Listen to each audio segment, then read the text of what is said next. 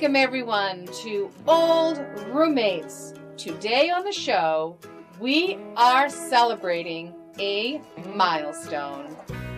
Our 5th anniversary! Woo! 5 years revisiting pop culture through a middle-aged lens. So, sit back, relax, and soak in some revisits of revisits. The episode is about to begin. Hey everybody! Welcome to Old Roommates, the only podcast that revisits pop culture through a middle-aged lens. This is Brian. And this is Christina. And it is our 5-year anniversary! Oh my gosh. What? Brian. Over 250 episodes. 5 years. Did you ever in a million No. years think this was going to go on for 5 No. years? I am shocked. I'm so proud of ourselves. I know. It makes me so happy. It brings me so much joy. I know. To think we've been doing this for 5 years. We've been releasing an episode every Tuesday for the past 5 years. Yeah. And here we are. We are celebrating this year, our 5th year. Yeah. Brian, I just don't even, I'm at a loss. I feel like in the beginning we're like, oh, let's talk about how we felt and what we learned. Now it's just like, I can't believe it's been 5 years. I know, that's probably I the can't biggest takeaway is that, I mean, it's been just so fun. I find that it's interesting because we're having to dive into, movies that maybe we weren't crazy about, or more, maybe movies we were putting off. And so it's been really interesting. But then it's funny because we put a lot of time and effort into which movies to revisit. Oh my God. Right? It's really kind of painstaking sometimes because we want to make sure it's a good variety and we want to make sure that we don't have too many 80s in a row or too many comedies in a row. Yeah. And it's really, we put a lot of effort into it. But I think that in the process of that, like this year, you would think after 4 years, the 5th year would be sort of like scraps.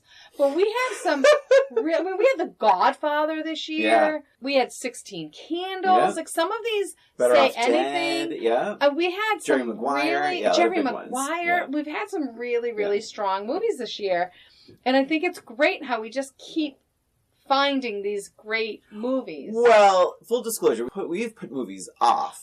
For 16 one Candles reason or another. Well, The Godfather we did, because it's, 3 hours long, whatever it is. But there's things like that we do. Yes. Yeah, but then there's also things But it's not like we're saving it for year 5, either. Oh, no, you mean. Yeah, but I'm just saying, like, say, for example, like Postcards from the Edge and Say Anything. Those are 2 of my favorite movies from when I was younger. Mm-hmm. And so I was a little like, oh, I do want to revisit this, but on one hand, I'm nervous because what if I don't like it as much? Right. So, yeah, there's just some things that, but yeah, we've had a lot of It is scary stuff. Revisiting some of your favorites because you're like, ugh, am I still going to like it?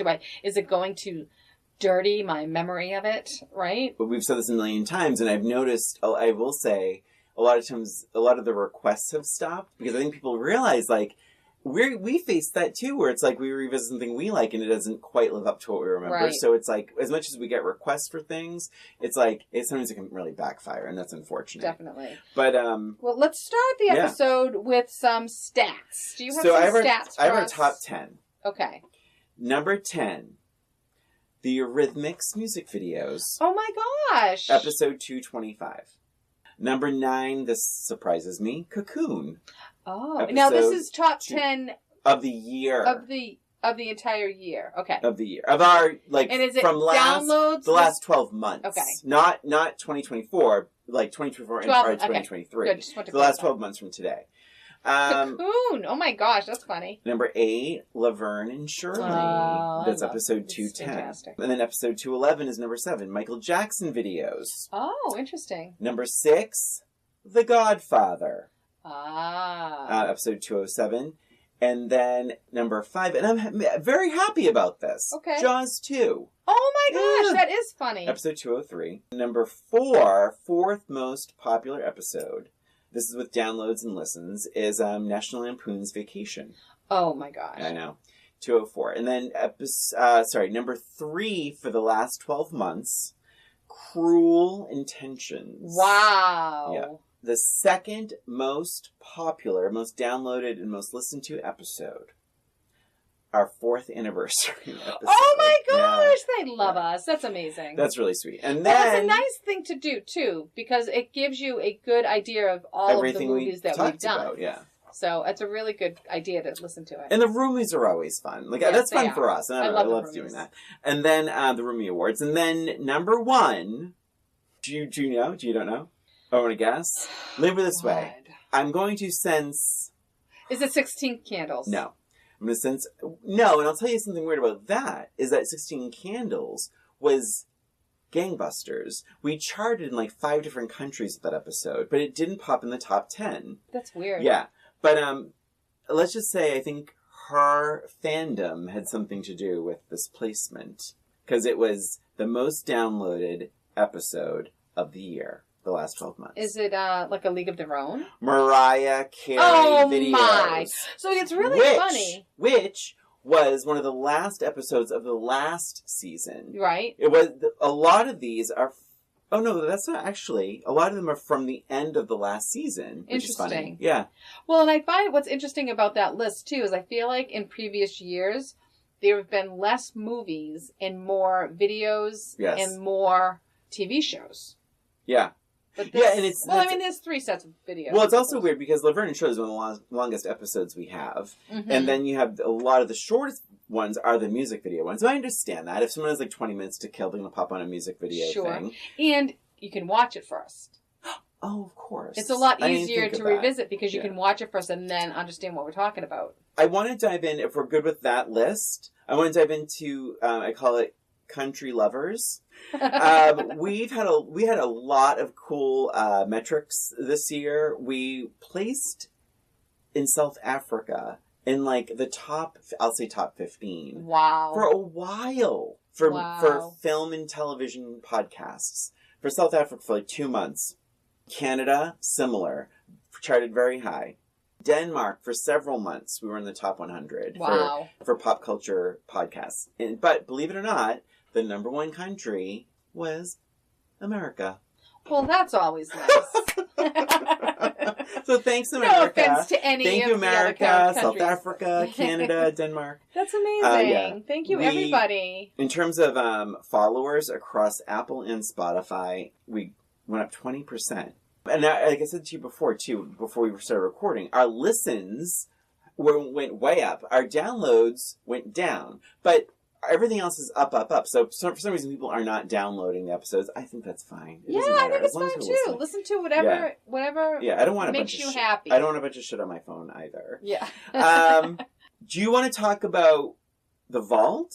Yes. So our vault, for those of you who do not know, is occasionally we will revisit music videos. We usually pit one video against another. Sometimes it's the same artist. Sometimes it's the same theme. Yep. At the end of the episode, we will choose one to go into our imaginary vault, which is basically in like a time capsule to be revealed many, many years from now.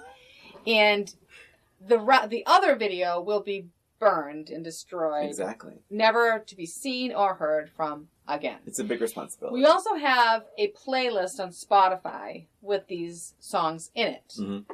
So feel free. Is it called Old Roommates? The Vault by Old Roommates. The Vault by Old Roommates. So lots of different wonderful, crazy songs from all over. So this year we added a few videos. One is Michael Jackson's Thriller. That's right. We added Mickey by Tony Basil. And then the Eurythmics, it was one of those instances where we just couldn't agree. And usually when we don't agree, we'll stick it on Instagram for a poll. But it was a tie in the poll as well. So we are going to add both of these videos to the vault. Here Comes the Rain and Sweet Dreams by the Eurythmics. Here Comes the Rain again, and Sweet Dreams are made of this, Christina. Please for God's sake. I quit. And by the way, just for perspective, the Thriller beat Billie Jean, because it was a battle of Michael Jackson videos, right. 80s videos. And then Hey Mickey beat Come On Eileen, which was a battle of One Hit Wonder 1982 videos. So let's review. Do you want to look? We'll go let's hear it. The vaults. Okay, I'm going to say it quickly. Okay. Because there's like almost 30 videos. Really? Yeah, I think. Oh my! I think Mickey is like number 29. Oh my God! Yeah. Okay. All right, so we have Love Is a Battlefield. Yeah. We're Not Gonna Take It. Take on Me. Sledgehammer. Careless Whisper and Wake Me Up Before You Go Go. Yeah. New Drug and If This Is It, both by Huey Lewis. We Are the World. Head Over Heels by the Go-Go's. Eat It by Weird Al. Express Yourself Sometimes. Hello. You Ought to Know. I'll Be There For You. Everybody. Rio. To Become One. White Wedding. Crazy. Pleasure Principle. I Want Your Sex. Always Be Your Baby. And then, of course, Thriller, Here Comes the Rain Again, and Sweet Dreams Are Made of This, and Mickey. Wow. Woo! Good party mix. Quite a playlist. Yeah. It's amazing. Look up The Vault on Spotify. Yeah. It was funny. I will say this. The Lionel Richie one with Hello versus... one of my all-time favorite episodes, by the way. That episode was in the top 5 for like the first, I think, 4 years of our podcast. It's a great episode. Yeah. So it's a super popular episode. It's a fun one. Before we dive into the roomies, yes, do we want to talk about our personal like favorite revisits? Yes, definitely. So I'll start with I think we should do the favorites and least favorites. So I will begin with my favorite. Okay, I have actually 2 of them because they're sort of different things. So one of them is Laverne and Shirley. By far was my favorite. By far revisit. Okay, I enjoyed rewatching these episodes so much, and it was we talked about revisiting and being a little bit nervous about doing it because it's one of your favorites and just being a little like nervous. Yeah, this was one of those shows. Yeah, and I was so happy when I watched this show, and it was just as good as it was, if not even better. Yeah.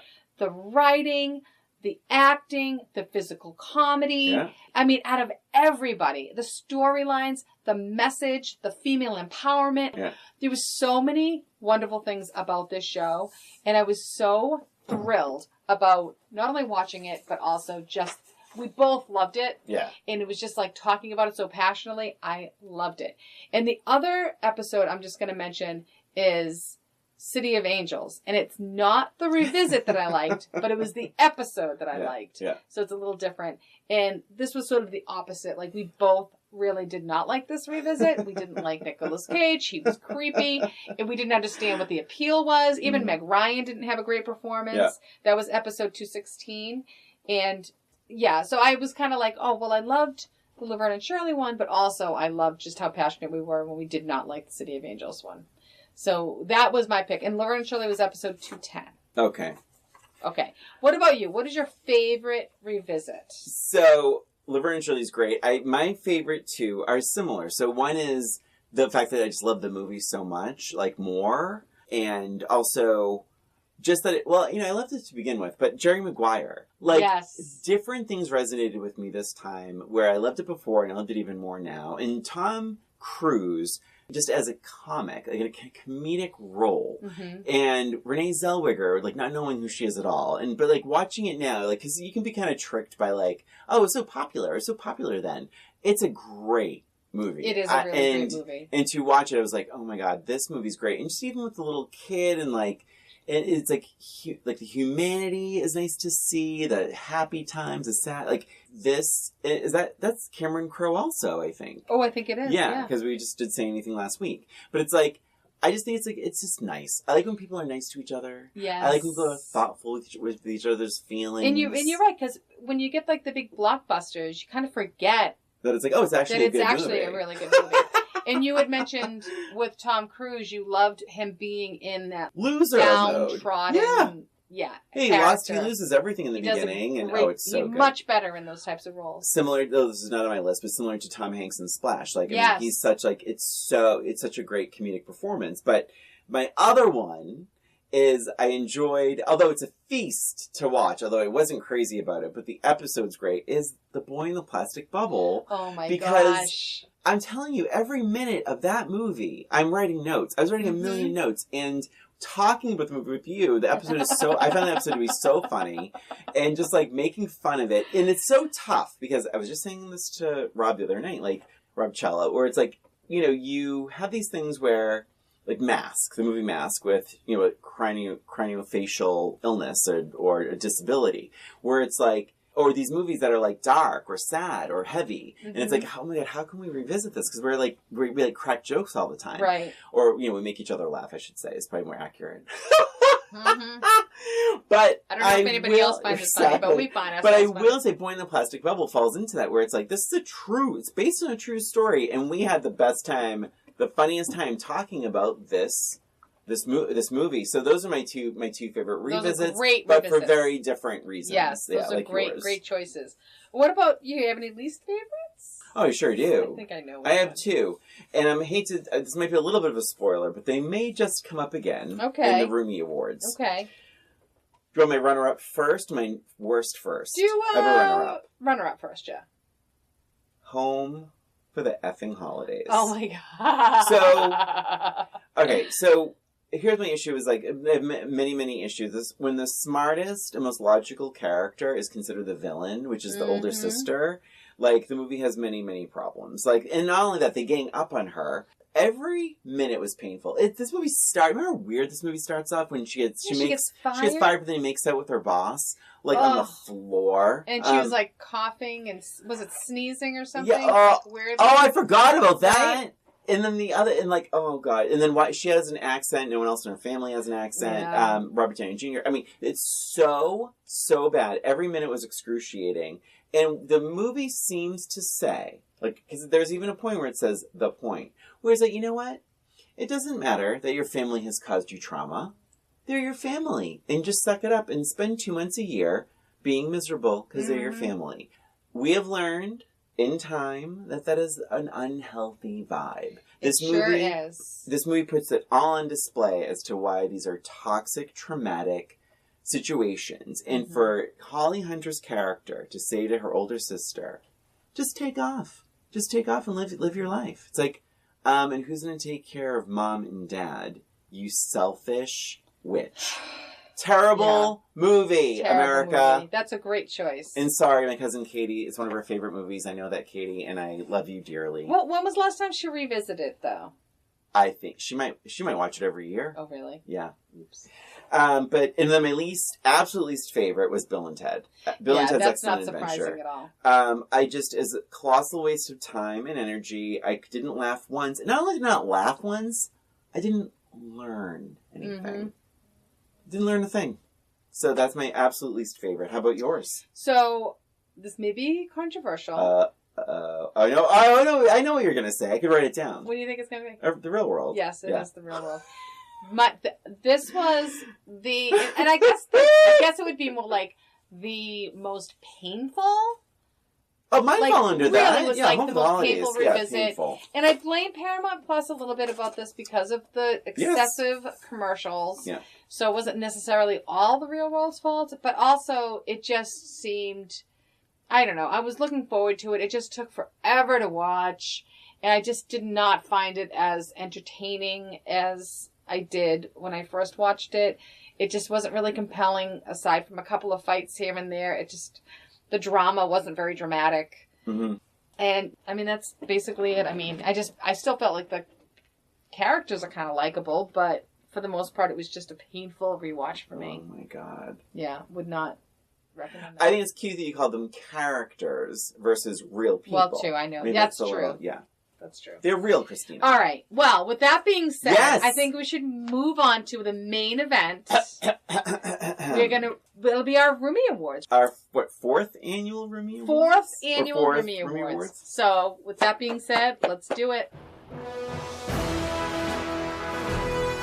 Folks, welcome to the fourth annual Roomie Awards, where we honor revisits of our revisits and give all kinds of fake awards, very real films, TV, and others. So, buckle up. The Roomies are about to begin.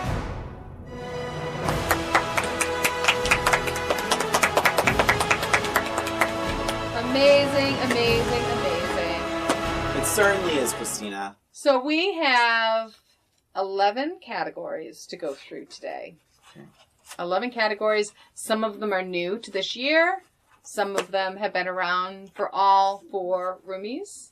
And we have carefully combed through all of our episodes. Yes. And both of us have chosen winners. We don't know what the other has picked. We do not know what each other has picked, and we're going to take turns. Now, this was a problem for you last year.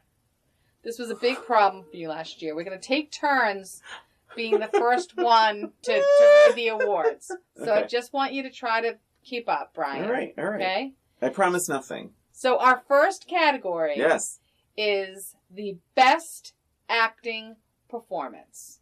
So this is out of all of our episodes. Revisits of the last 12 months. The last 12 months. I don't know how many episodes that was, but... A lot. A lot. Yeah. So I'm going to read Brian's first. Okay. So we have a runner-up. Yes. And we have the winner.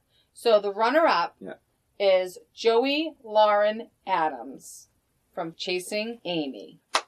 And I have the episode written down, too. Right? Oh, yes, episode 212. So I just thought she was so underrated. I mean, she's so funny, emotional, edgy, sad, and she's like a fully realized character. And it's tough because, we don't know this actress very well. And she puts a lot out there, but we just are with her. I think it's a great, really underrated performance. Very good.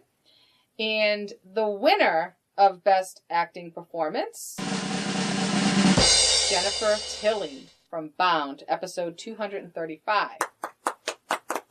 Yes, mostly because she didn't get anything. She wasn't really recognized for this movie. And I think this movie doesn't work if she doesn't work. I really believe this. Like, if her performance wasn't so balanced, and if because her character is also pretending some things as well. So if the performance was bad, the movie wouldn't work. And this movie was so good, so stylish, and so well done. I just loved it, and I think so much of that is because of her. And she was kind of just passed over by every awards situation. I think she's phenomenal in it. Very good. Do you like my choices? No. Well, I disagree with the Jennifer Tilly. I sure do. You know that. Christina, here's yours. Christina's pick for Best Acting Performance. The runner-up, Christina's runner-up is Shirley MacLaine, Postcards from the Edge, episode 245. Yes, she was amazing in this movie. I didn't appreciate her as much the first time I watched this movie. Yep.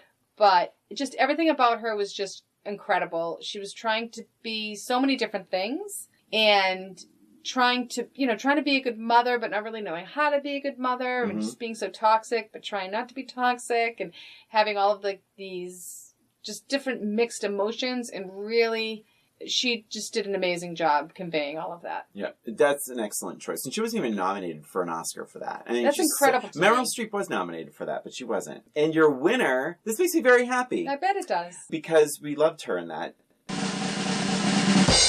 Kirstie Alley in Look Who's Talking. Yes. Episode 234.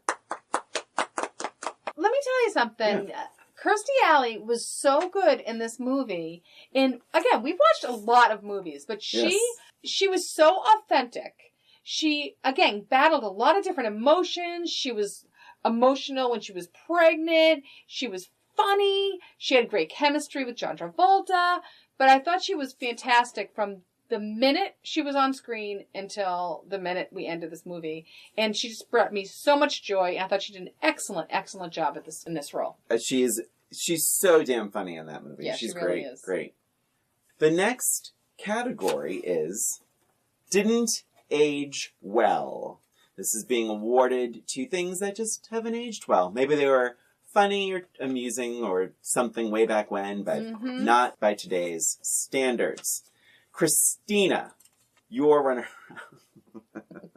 runner-up is Police Academy, episode 227. Yes. Why? Oh, where do I list? So it was very sexist. It was very racist. I used to think this movie was hilarious. Yeah. And just watching it now, it's just so offensive to so many people. And it wasn't funny. No. And even the main character, Steve Guttenberg, he was not a great character. He spied on women. Yeah. It was mostly just icky. Not only that, remember, we figured it out, it was the most homophobic revisit. Yes. Yeah. Yes, absolutely. And your winner that didn't age well, Christina's pick is 16 Candles, episode 230. Why? But guys, why? Let me tell you something.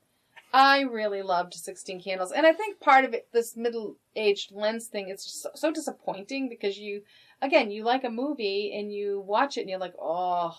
And again, very racist. I mean, there's date rape in there. There's no consideration to other people's feelings. And the difference is that it's all for laughs. And it's all That's the key part. Laughs. That's the key part. With the racism. Similar to Police Academy. It's the same idea. It's all for laughs. It's all for laughs, and it's just not funny. No.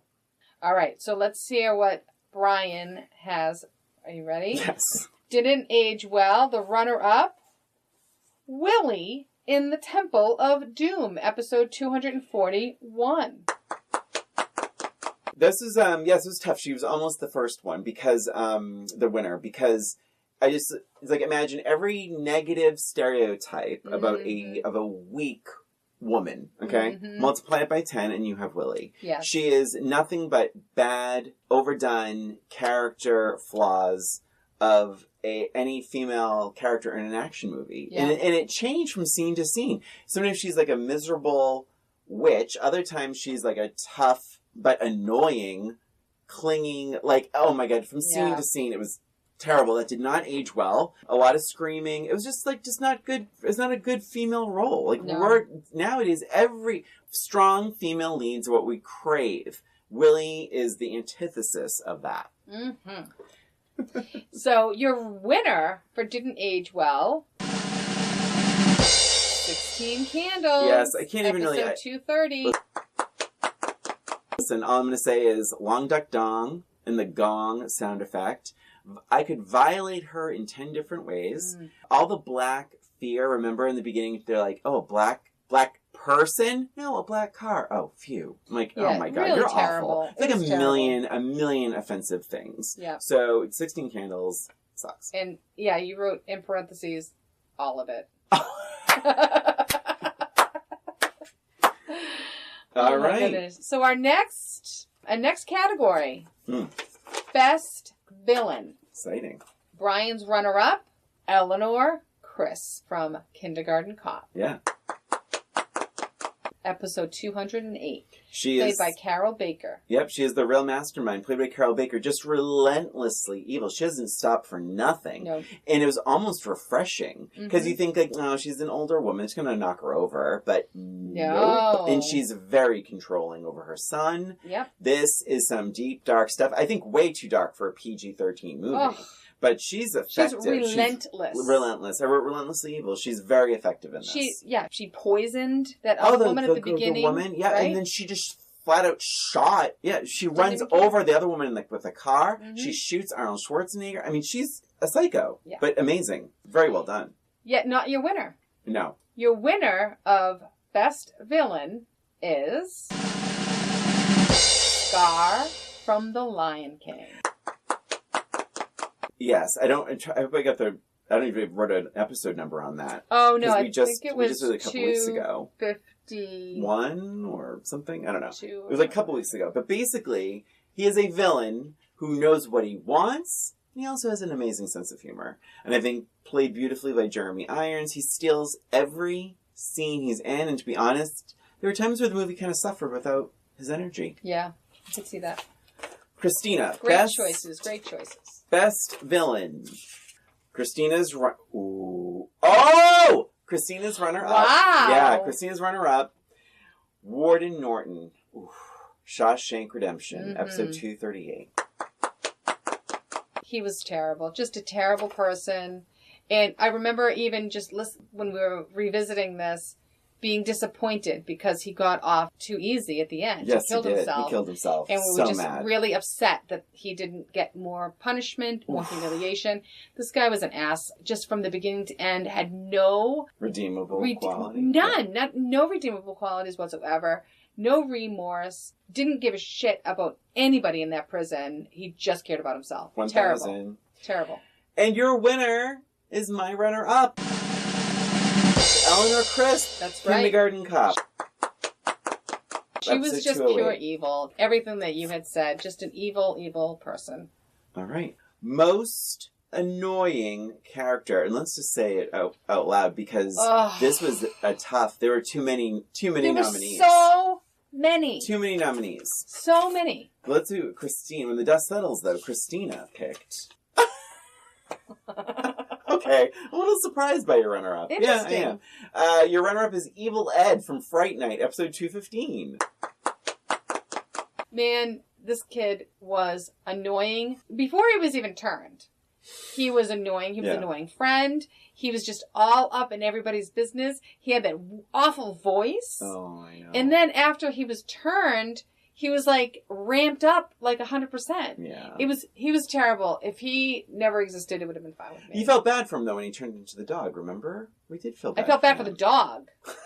I did. I felt bad for the dog. I was kind of glad we weren't listening to his voice anymore. And your winner for most annoying character. Kit from A League of Their Own, played by Lori Petty, episode 250. She was just terrible. She was whiny. She was selfish. She was loud. She was awkward. She didn't care about anybody but herself. Was she ever even happy for her sister?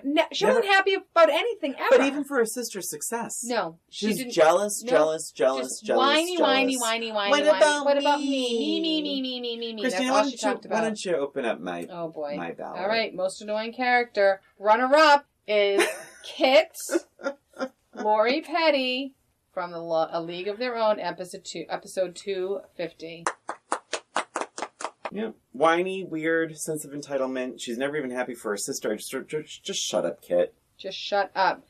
And Brian's most annoying character, the winner is Tommy Larson, played by Robert Downey Jr. for Home for the Holidays, episode 218. So effing annoying. He was so annoying. And just really pointless. Pointless. It was so annoying. Every scene he was in drove me nuts. Terrible. I had nothing nice to say about him. Terrible character. Yeah. I gotta tell you, I totally agree. And on your ballot, on your entry, you wrote "and many more." There were so many to choose from. So many this year. What was up with that? Oof, I don't know. So many. And the other thing with Robert Downey Jr., he was remember he was like super close to his sister. Yeah. He was like way within his boundaries. sitting on her. She would sit on his lap. They would share a cigarette. Wasn't she like sharing a cigarette? She was gross. I mean, they were both gross, but he was worse. So our next category is a new category for this year. This is our category for biggest more. So at the end of every episode, we ask more or less or about the same, and this is like the level of enjoyment. Yes, of our visit. Yes. Yeah. So Brian's runner-up is Look Who's Talking, episode 234. I wrote my little note, just so I could remind myself why I picked these things, I wrote mostly for Kirstie Alley's excellent, and then I underlined, yes, excellent, comedy chops. Yes. I want people to rewatch Look Who's Talking Part 1. She's so good. Just so damn funny. Oh my God, she's so funny. John Travolta was funny too. Yeah, he was great too. They had great chemistry. Yep. And I feel like when we revisited this time, we paid more attention to them. I mean, I feel like the whole movie is all about, the funny voice of the baby's thinking. And it was such a minor part.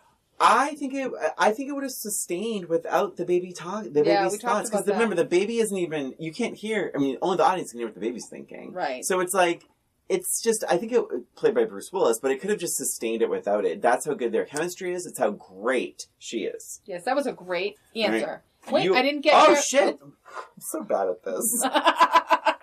Yes, so, that was your runner-up. Yeah. Brian's winner of Biggest More is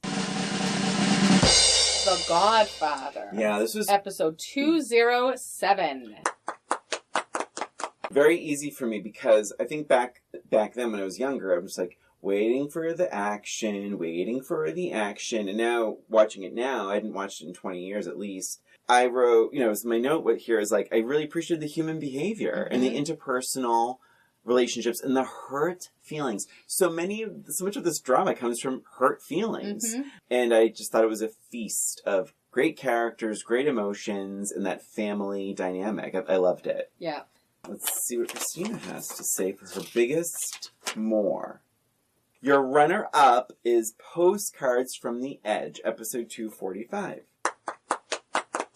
Yes. I liked the movie before, and I loved the movie for the revisit, and mostly because I really appreciated the relationship between Susanna and her mother, and how complex that was, and how they're always just striving to not disappoint each other, and how they're trying to be honest, but trying not to hurt each other's feelings. And it was just so complex. And I really, really, really appreciated all of that. It wasn't even the getting over the drugs part. Yeah. It was really the relationship between them. And they both had such great performances. Yes. And so I loved it so much more. And it's funny because you, as far as I know, you had an amazing relationship with your mom. Oh, yes, I sure did, yeah. So, like, it's great that you can, like, that's how clear how good they were. Yes. Because to have it be, like, mostly unrelatable. Like, and that's how I said that about Meryl Streep's characters. Like, I can't relate to her at all. I mean,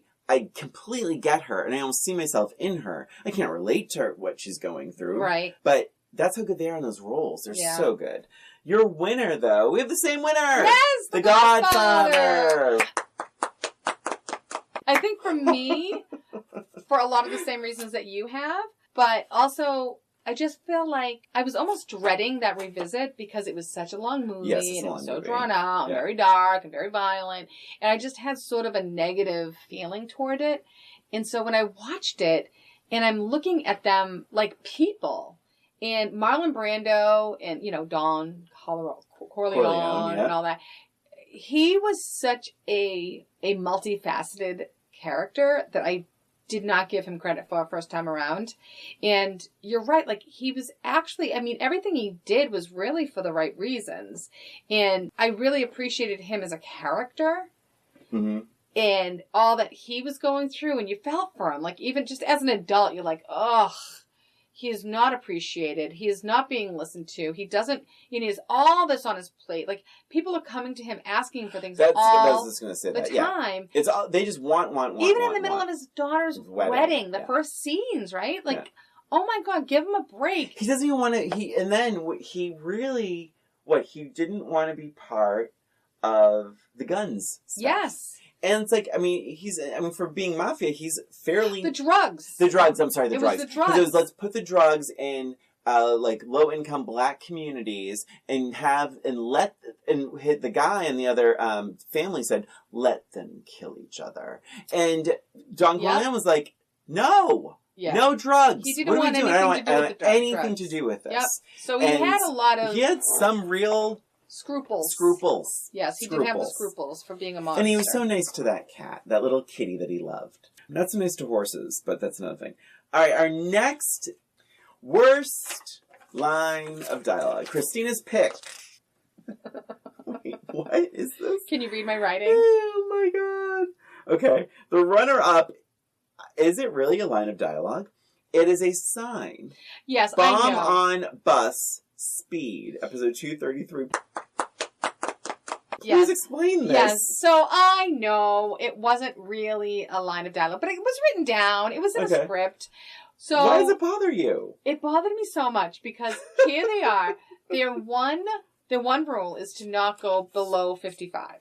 Yeah, right. This is the bus is going to explode. Right. Yeah. So they find this out, and they need to tell the driver of the bus this.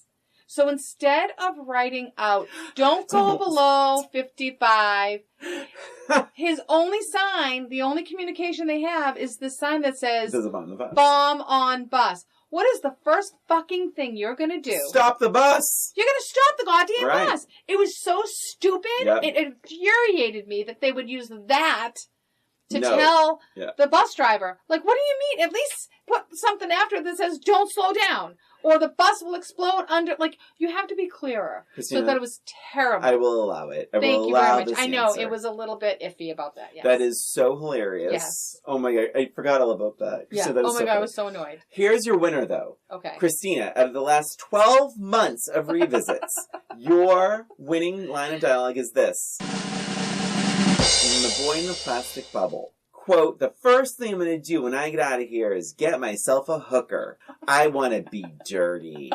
Said by Roy Slater, The Boy in the Plastic Bubble, episode 244. So I almost put him as most annoying character because this kid was terrible. He was a terrible character. He was going through chemo and he ended up being like his roommate, his box roommate, I guess, right? They're both living in boxes next to each other. And the first interaction they have with him is he's just like, talking to my old minute, blah, blah, blah, blah, blah. And John Travolta's character had wanted nothing to do with him.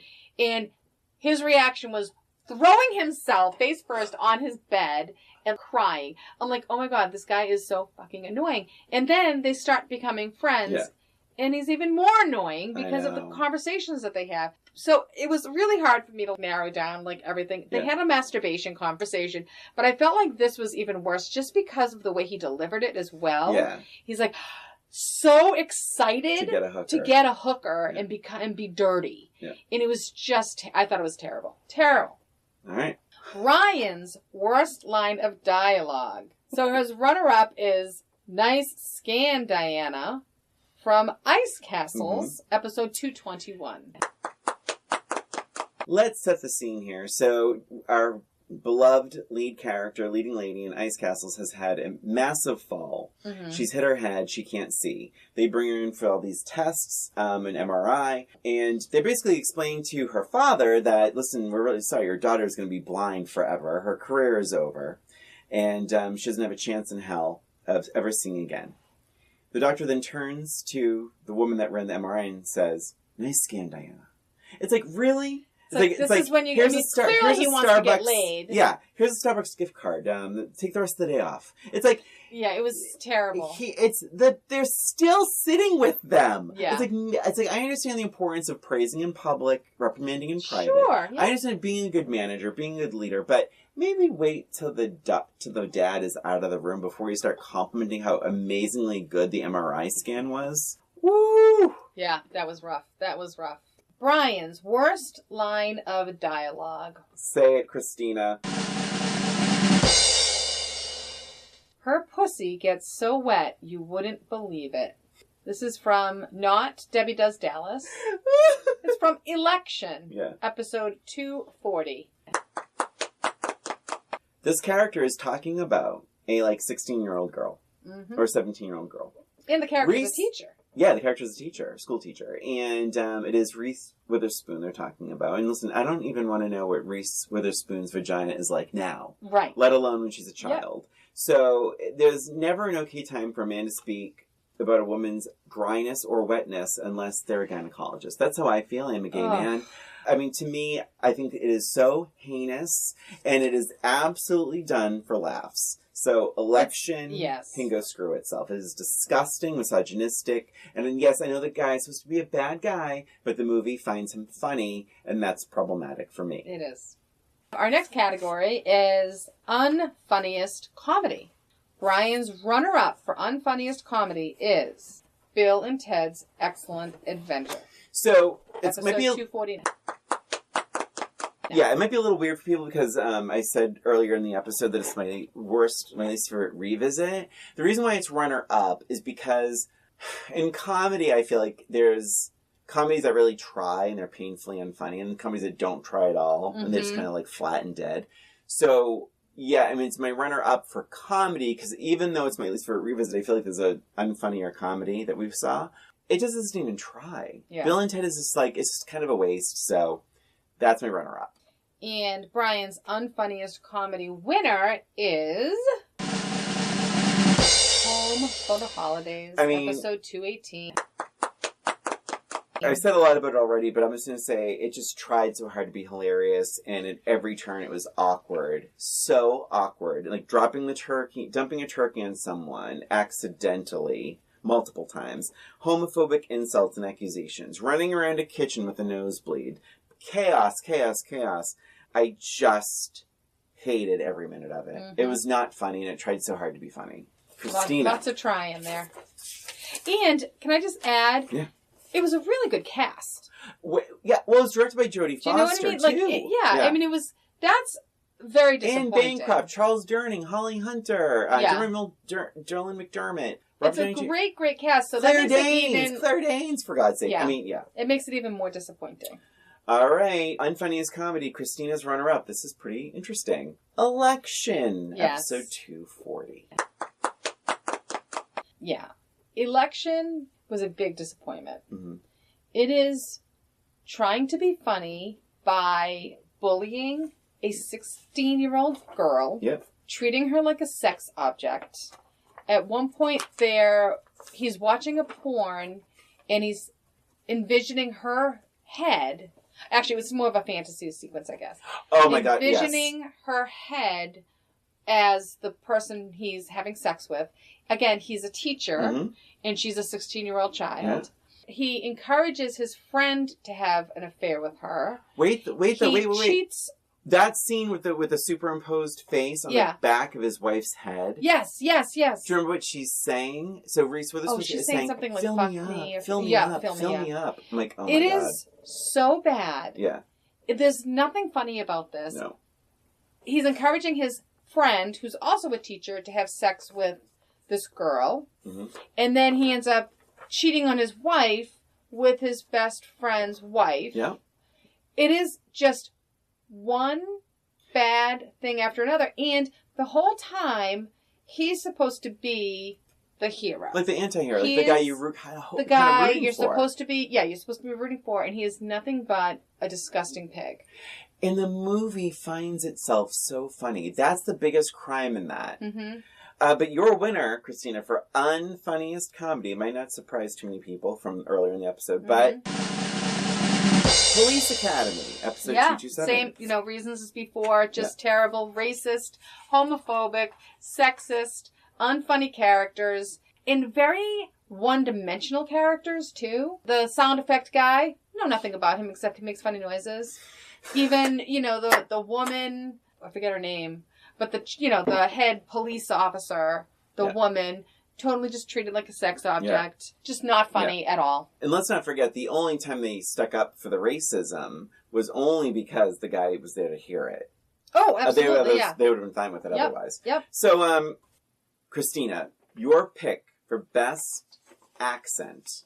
Your runner-up is the Academy Award-winning performance of Frances McDormand in Fargo, episode 226. It's a bit of a easy choice. Yeah. But I just thought she was great. I mean, I loved her performance to begin with. Yeah. But if I think about that performance without the accent, it's just not the same. And I felt like it was flawless. I thought she was just so funny. I thought it was a perfect accent all the way around. Mm-hmm. So yeah, that's my choice. That's my runner-up. And your winner for Best Accent of 2024 revisits Cloris Leachman, Young Frankenstein, episode 214. Yes. I love Cloris Leachman. I loved her character in this. I thought every word out of her mouth was hilarious. My biggest complaint was that she was not in that movie enough. She needed to be in it more. She's so good that you think she's in it more than she is. Yes, absolutely. Yeah. So I loved it. Good choices. Thank you very much. So Brian's choices for Best Accent. His runner-up is Helen Slater from The Legend of Billie Jean, episode 251. You know why? Why? Because fair is fair. I almost put that as dialogue, but it's not worse. Fair. No, that's a good one. But I just think it's so much of this is heightened by her sort of like country Southern accent, and like it just bonds you to her. And I think it's good. And it's funny because she hates the accent. Oh, like, no kidding. She's trashed her, and she's like, "Oh, my accent's horrible in this movie." Oh, I think it's good. But I think it's good. And then, And then your winner for best accent is William H. Macy from Fargo. 226. Darn tootin' is all I have to say. Because I think that adds, you said something where, you just said it about Frances McDormand, where it adds much to the character, and it wouldn't be the same if she didn't have it. If she had that character without the accent, it would be the same. That's exactly how I feel about him. Yeah. Because he's such a villain, but it's like, if he didn't have the accent, so much of it would be lost. So. And it makes it so much funnier that he has the accent, because he is a villain. Yeah. And just the things that he said, and the way that he said it, really funny. Good choices. Very good choices. Thank you. Next category. You start. Next category. The biggest middle-aged lens realization. So, yes, this happens a lot during our revisits, where we're looking at these movies and it's like, oh, that's a middle-aged lens. And that's kind of why we do it, right? We're really looking at it through this middle-aged lens and how our opinions may change because of how we're looking at it now. So this is a really important award. Absolutely, yeah. Brian's runner-up is Cindy Williams, was a comedic genius from Laverne and Shirley, episode 210. Christina, I wanted to say this when you were talking earlier about Laverne and Shirley, but Cindy Williams, I think everyone thinks about Cindy Williams, she's the straight one, she's the straight guy, Penny Marshall's the hilarious one, and Cindy Williams is a straight person. They are both so funny, but wow, was it lost on me when I was a kid watching Laverne and Shirley. Cindy Williams, it's so, like, it's weird because it's authentic, but it's hyper physical. It is, like, she is so true to her character. And because of that, the comedic timing, it's so underrated. Neither of them, I don't think, ever got an Emmy nomination. Very underrated. They're so funny, but Cindy Williams is such, like, a dark horse for me. I was like, I never caught that. So my biggest middle-aged lens was, like, kind of about their friendship as well. It's like, their great friendship, but Cindy Williams was so talented. She was really talented. She passed away, this past year, right? Or 2 years ago? I believe so, yeah. So your winner is... This is a very easy one. This is so good. Super easy for me. I was trying to put this somewhere. Yeah. And I didn't. But it's great. Brian's winner of the biggest middle-aged lens realization is... On Golden Pond, Chelsea is an ungrateful bitch. Episode 219.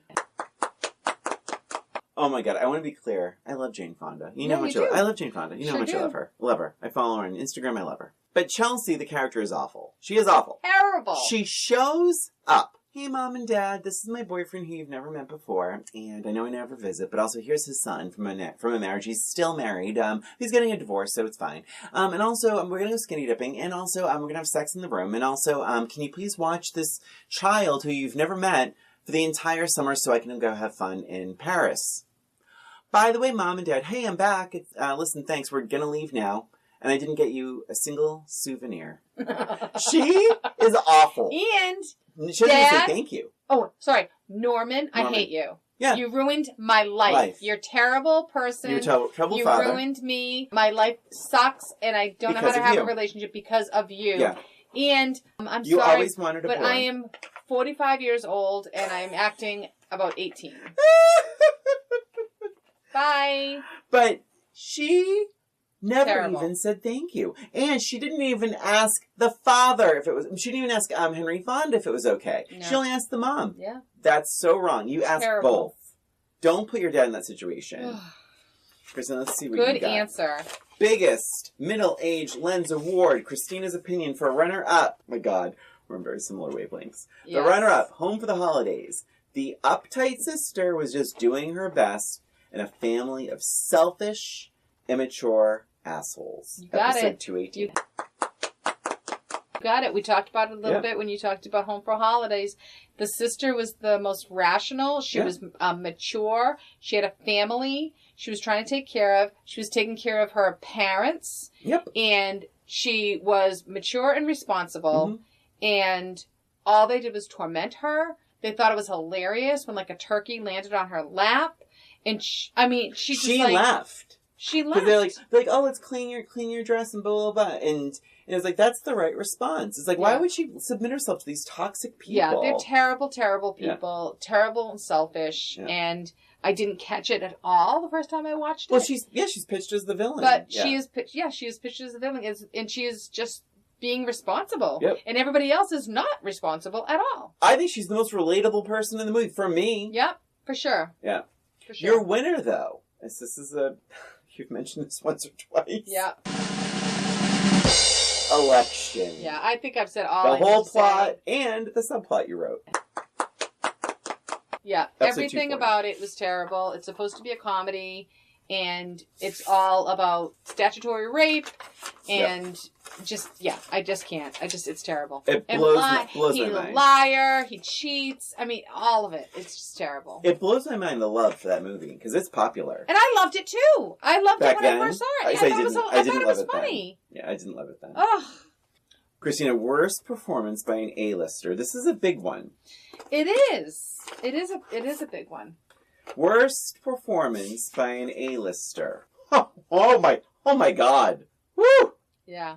Your runner-up, Spike Lee, in Do the Right Thing, episode 248. Holy shit, Christina. I'm sorry. I like Spike Lee normally. Yeah. But I just did not feel like his performance in this movie was that great. Especially when you compare it to everybody else that's in the movies. Like, I think everybody else was really, really strong. But at one point, I think I wrote in my notes, like, wake up. You're in a movie. Yeah.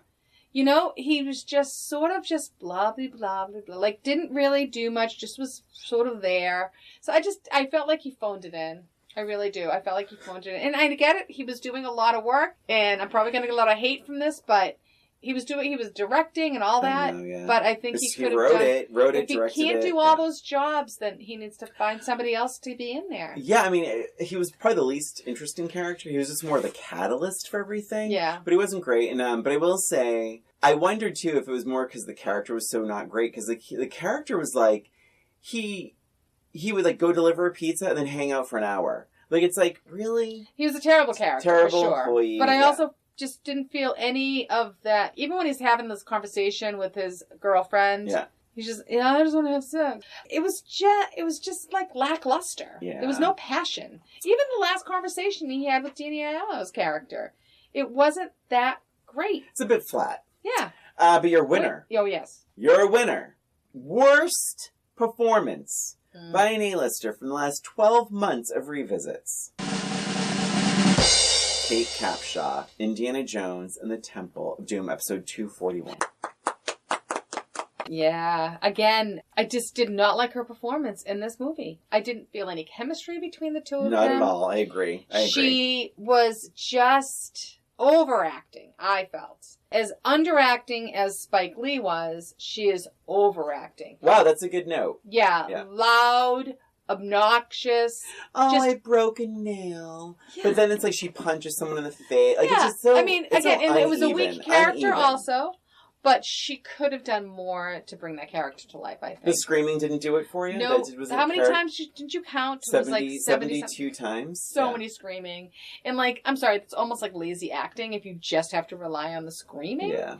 So yeah, and she's a great actress. And that's the thing. It's like, worst performance from an A-lister. I like her as an actress, but she just was not a good performer in this one. Before you open that, I want to be very clear about something. I went big. Okay. Both of these people, my runner-up and my winner, are Oscar winners. Wow. Yep. Okay. I went big. I guess so. Worst performance by an A-lister. Runner-up, Nicolas Cage, City of Angels, episode 216. I almost put him down. Okay.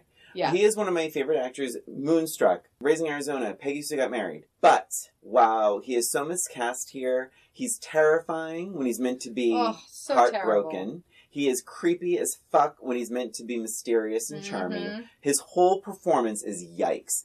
I do blame him. Yes, he was miscast, but he also, his facial expressions, Jesus. I mean, it was not a good performance. No, it really wasn't. Good choice. Yeah, he was almost one of my choices. So, that was our runner-up. The worst performance by an A-lister, the winner is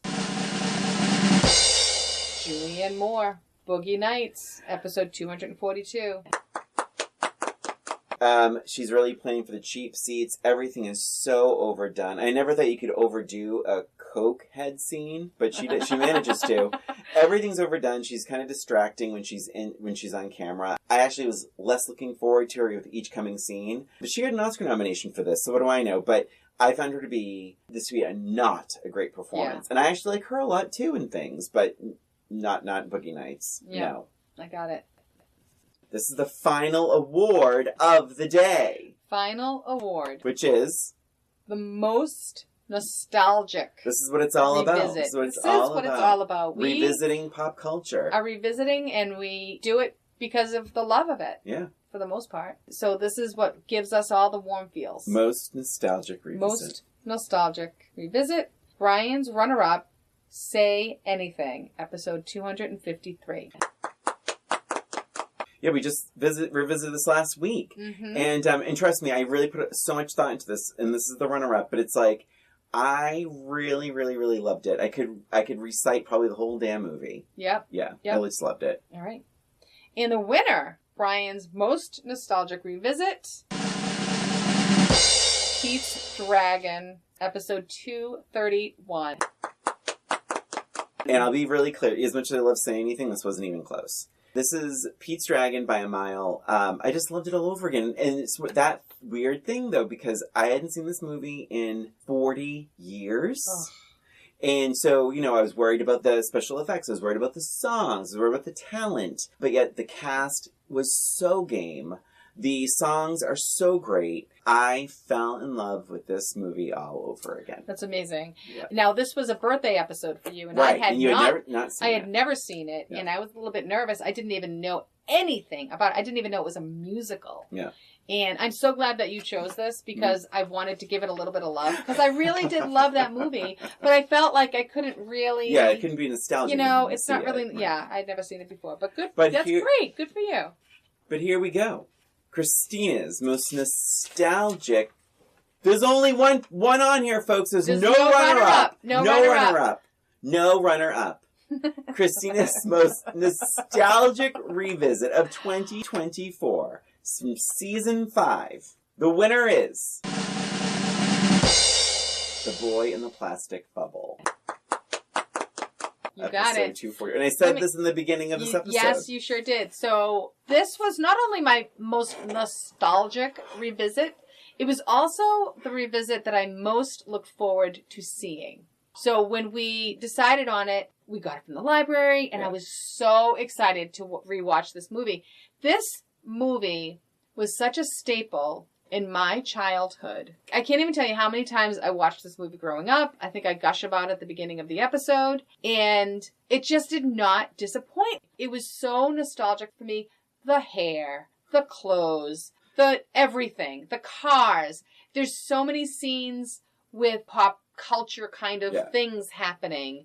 It was so great. I remembered so much about it and forgot so much about it as well. And I misremembered so much of the scene. Mm-hmm. I remember wanting to live in that plastic bubble house and just wanting that all over again. I'm like, oh my God, I love that. I love that house. I remembered the horse running around the plastic box and being so scared about that. I remembered him taking that step out into the world. And oh my gosh, so much about it just made me feel like I was right back my 8-year-old self watching this movie, just living that life again. So I loved revisiting that movie and it was so nostalgic. I agree with everything. I think I didn't watch as much as you when I was younger, but it's like, it is a feast. Like, through a middle-aged lens, of course, like, we still kind of ripped it apart at times in our revisit. But it's a feast. Like, it tries to be, like, in its own way. It is edgy. It talks about abortion. It talks about, he's bullied. Like, there's a lot of things that are addressed and talked about, and even the ending, which is supposed to be essentially happy and optimistic, could really be looked at it like in 5 different ways. Yes. And even we had different views about it. Even the doctor, for him to go, we don't really know what will happen when you step out of there. It's like, wait a minute, what's this? Wait, what? You're telling me this now? Yeah. So, in fact, I'm kind of surprised because that was Dr. Obvious, right? Right, Dr. Blunt. Dr. Blunt. Yeah. I'm surprised that his quotes didn't end up anywhere on your dialogue. Oh my God. Because he had so many. Oh my God, he had so many. But this movie, that Boy in the Plastic Bubble, I agree, it is a feast. It's very nostalgic, and it's really saying something, because we should be clear. When you rent this movie, the quality is like you're watching it through terrible. A dirty fish tank. It's so bad. It was so bad. So bad. Your color of the suit was different. Ours was different. Mine was like a brown rug. Mine was like an orange. Yeah. It's so bad quality, but so worth it. It's worth it. Yeah. Oh my God! Wow. Oh my gosh, Christina, another year. Happy 5 years. Moly. Those were the Roomie Awards, guys. I know, and I want to thank everybody for listening when they listen, and I want to thank special thanks to Rob Cella for recently he sent us this beautiful piece of art. Oh my gosh, explain why. I'm going to explain this. So apparently, Rob Cella, super fan, good friend of ours, he felt that my enjoyment levels of Bill and Ted and Do the Right Thing were a little too aggressive and a little too... I think he said grumpy. Grumpy. You were a bit grumpy. And so he got us this piece of art, and it does bring me joy to look at it. It is a painting of two... Let's see if I can turn it on. Maybe I'll take a picture for Instagram. Oh, definitely do that. It lights up and is a picture of two containers of fresh popcorn with lights. With a starlit and they're like night. movie-style popcorn. Yeah. Oh, wait. There's an on-off button. Oh. The testing doesn't work. Oh, okay. But it's in the back then. The stars light up, and we are going to proudly hang this in our podcast studio. Yes. He'll be putting some fresh batteries in. Yeah. The stars light up. They lit up yesterday. Just wait till you see. You got to look on Instagram. It's really something. And thank you so much, Rob.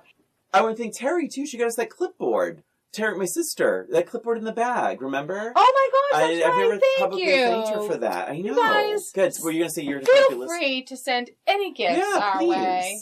Christina, go ahead. You were to say something to your listeners. Yes, I did. I wanted to say thank you for another wonderful year. Yeah. I really appreciate all of the listeners, all of the feedback that we get, all of your interactions on Facebook and Instagram, and the emails that you send in. Yeah. We really and truly appreciate it. I love just even bumping into people and them mentioning the podcast. It just brings me so much joy. And I've said this for 5 years now, that we don't necessarily do this for you or for the notoriety. We do this because we enjoy it. We enjoy watching the movies, and we enjoy discussing them, and we enjoy getting together. Yeah. So the fact that other people are enjoying this means so much to both of us. So thank you so much. And I want to also thank you, send a big thanks out to my husband and my daughter. They have to deal with me watching these movies, and poor Matt probably listens. I edit the podcast episodes, so he hears us back and forth over and over again, the same lines over and over again, where I'm trying to get it to sound perfect and trying to fine tune it. So he's listening to all those, and then I force them to watch movies with me sometimes, and they've been such sports about everything these past 5 years. So thank you to them, and thank you to listeners especially. And thank you to Brian. Oh, well, thank you to you, and I'll thank Carl as well, because he's let me take this room in our house and made it into this blanket and towel and sponge room. And just for being such a good sport, because there are times where I'm like, oh God, I have to watch Speed. Right. Like, you know, it's like in the middle of like a Saturday, and it's like or something. So we lucked out in the husbands, I think. We but he's sure like, did. They're great sports and very supportive of all of this. They are. And listen, it's not for nothing. Anytime we get these reports from Chartable that are like, oh, you're popular in South Africa. Thank you. We can't thank you guys enough. It does mean a lot, and it's fun for us, and the fact that you guys have some fun with it too is great. So thank you for another year of listening. And as we do every year, we're taking the month of August off. Yes. So we will be back. This isn't the last episode ever. No, we'll be back in September. We will be back September 3rd, which is a Tuesday, as usual. And we will be revisiting a few things. We're going to be revisiting Back to School. With Rodney Dangerfield. Dangerous Minds with Michelle Pfeiffer. We have a couple of music videos to watch. So yes, please take the month of August. peruse our catalog. Yeah, the old episodes. And we have 253 to choose from. So, and here's the other thing. Yeah. I know it can be daunting. I know it can be hard. Even when I'm trying to look through for these Roomie Awards, I'm looking through, I'm like, oh my God. Like, I mean, Apple does like 10 at a time or something. It's so ridiculous. So here's my suggestion. Oh. If you have a favorite movie or movies, send us an email and ask if we've revisited it. And we'll send you an email back. We probably have. Oh, yeah, that's true. And we can let you know what episode number it is. So the email address is oldroommatespod@gmail.com. oldroommatespod@gmail.com. Or send us a message on Instagram or Facebook. It's all, Old Roommates. Yeah. You'll find us. And just ask. And you can also just search the movie name with Revisited after. True, and that's true. It might pop up. So let us know. And in the meantime, I'll try to get the list together and Brian can post it on Instagram. So you'll have a picture of all of our episodes. Yes. Thank you for another year of listening. Thank you so much. Yes. And we'll see you in September.